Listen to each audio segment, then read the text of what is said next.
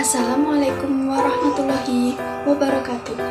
Dalam video kali ini, saya akan menjelaskan tentang sosialisasi prokes dan 5M, serta pentingnya vaksinasi.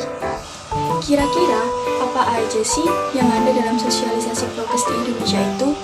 Dan apa itu 5M? Serta seberapa penting vaksinasi itu? Simak video berikut ini ya.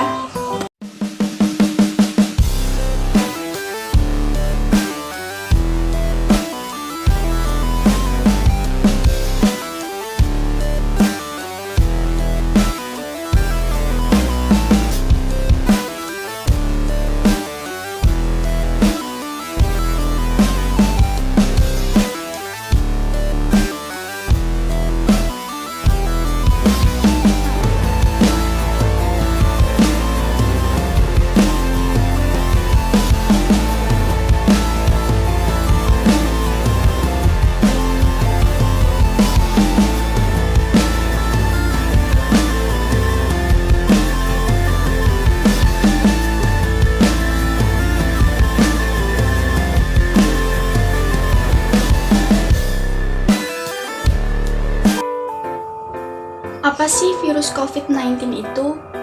Virus corona atau Severe Acute Respiratory Syndrome Coronavirus 2 adalah virus yang menyerang sistem pernafasan manusia. Penyakit ini disebut juga dengan COVID-19. Virus corona bisa menyebabkan gangguan ringan pada sistem pernafasan, infeksi paru-paru yang berat kepada manusia, hingga kematian. Virus ini dapat menular dari manusia ke manusia. Virus ini bisa menyerang siapa saja seperti lansia, orang dewasa, anak-anak, dan bayi termasuk ibu hamil dan ibu yang sedang menyusui. Virus ini menular dengan sangat cepat dan telah menyebar ke hampir semua negara termasuk Indonesia hanya dalam beberapa bulan. Kasus COVID ini tengah mengalami peningkatan di negara kita. Hal ini membuat pemerintah Indonesia memberlakukan kebijakan PPKM untuk menekan penyebaran virus ini.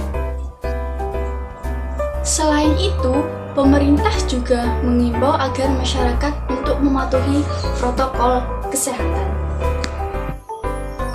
Di negara kita, protokol kesehatan dikenal dengan sebutan 5M. Sudah tahu apa saja protokol kesehatan 5M untuk membantu pencegahan penularan virus corona? Protokol kesehatan 5M terdiri dari yang pertama, mencuci tangan. Wash your hands to the beat of the song to make sure that you properly scrub it up, on high. Don't get sick, but if you do, go to the doctor, they'll take care of you.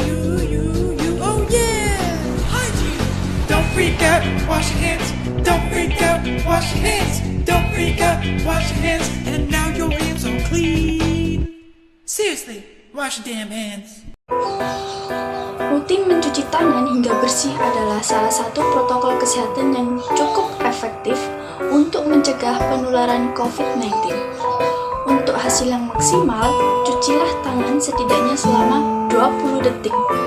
Beberapa kali sehari, terutama saat sebelum memasak atau makan, setelah menggunakan kamar mandi, setelah menutup hidung saat batuk atau bersin. Yang kedua adalah memakai masker.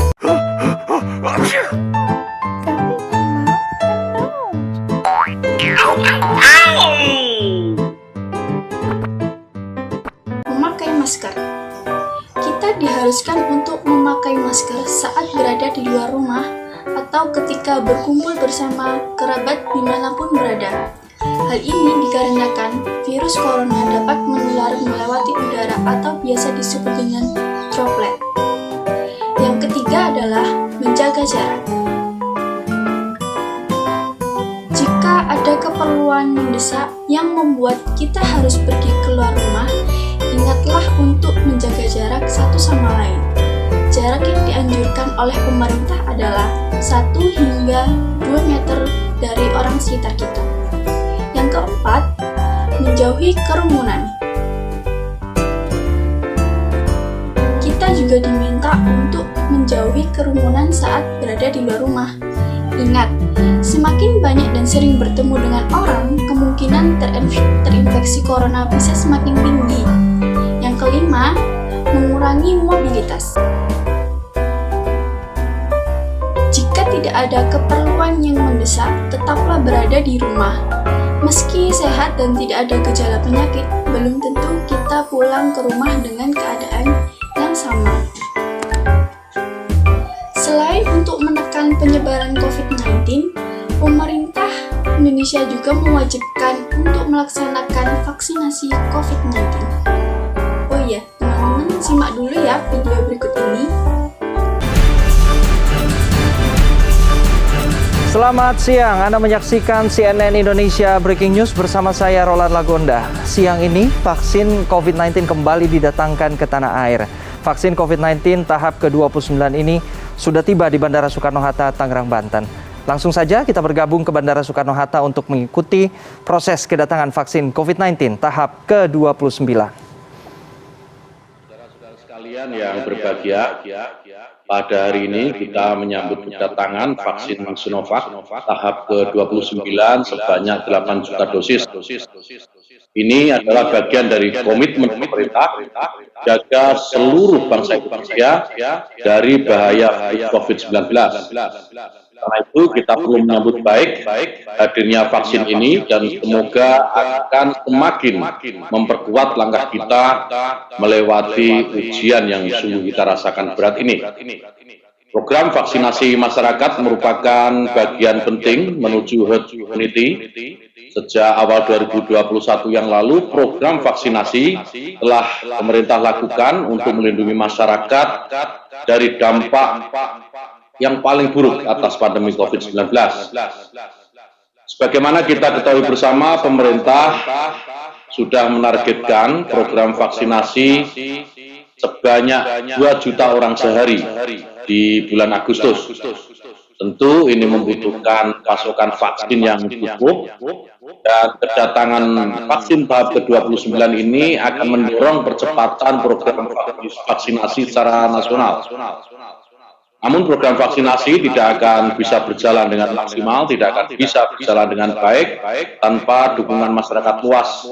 Oleh karena itu, kami mengajak kepada para tokoh agama, pimpinan ormas keagamaan, lembaga keagamaan, dan seluruh elemen bangsa ini untuk terus bersama-sama mensukseskan program vaksinasi dengan proaktif, mendatangi pusat-pusat vaksinasi dan membantu memberikan pencerahan kepada masyarakat secara luas. Program vaksinasi ini merupakan penjabaran dari ajaran agama ini kalau kita mau gali lebih dalam lagi. Karena setiap umat beragama wajib menjaga keberlangsungan hidup sebagai karunia Tuhan yang paling besar. Menjaga kehidupan adalah langkah yang paling mulia agar kita bisa selalu mengagungkan Tuhan lebih lama sepanjang hidup kita di dunia. Sehingga program vaksinasi yang sedang dijalankan pemerintah ini sejalan dengan spirit kita dalam beragama untuk menjaga keberlanjutan kehidupan. Bapak Ibu sekalian, hadirin yang saya hormati, meskipun program vaksinasi telah... Apa itu vaksin? Vaksin adalah produk biologi yang berisi antigen berupa mikroorganisme atau bagiannya atau zat yang dihasilkan sedemikian rupa sehingga aman yang apabila diberikan kepada seseorang akan menimbulkan kekebalan spesifik secara aktif terhadap penyakit tertentu.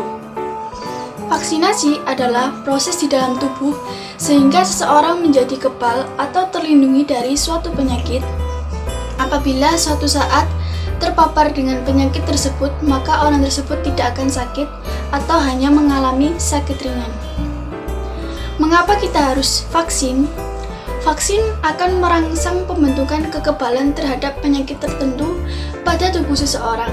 Setelah divaksin, tubuh akan mengingat virus atau bakteri pembawa penyakit, mengenali tahu cara melawannya. Vaksinasi tidak hanya bertujuan untuk memutus rantai penularan penyakit, tetapi juga dalam jangka panjang untuk mengeliminasi bahkan membasmi penyakit itu sendiri. Apabila seseorang tidak mengalami vaksinasi, maka ia tidak akan memiliki kekebalan spesifik terhadap suatu penyakit. Sebagai masyarakat Indonesia, kita harus tetap menjalankan prokes dan melaksanakan vaksinasi agar terhindar dari virus COVID-19. Sekian dari penjelasan yang saya sampaikan. Terima kasih. Wassalamualaikum warahmatullahi wabarakatuh.